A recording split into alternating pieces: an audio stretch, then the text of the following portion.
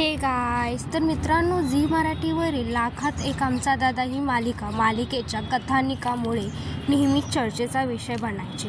पण ही मालिका आता मालिकेच्या कारणाकामुळे चर्चेचा विषय झाला आहे. आणि कारण लाखात एक आमचा दादा यामधली तुळजाची भूमिका साकारणारी दिशा परदेशी हिने अचानक मालिका सोडली आहे.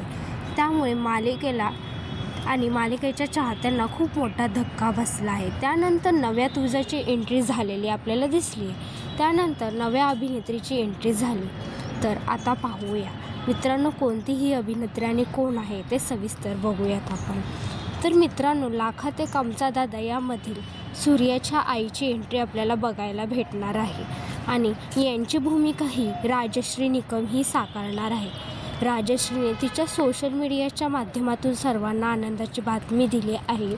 आणि राजश्री यांनी मन धागा धागा मालिकामध्ये आणि अनेक मालिकांमध्ये सुद्धाही काम केलेले आहे. आणि आता त्या लाखात एक आमचा दादा या मालिकेत सूर्याच्या आई म्हणून काम करणार आहे. आणि आता सूर्याच्या आईमुळे मालिकेत मोठा ट्विस्ट येणार आहे आणि ते पाहायला खूप रंजक ठरणार आहे मित्रांनो. तर असंच माहितीसाठी माझ्या चॅनलला सबस्क्राईब करा आणि बेल आयकॉनला क्लिक करा. Thank you guys.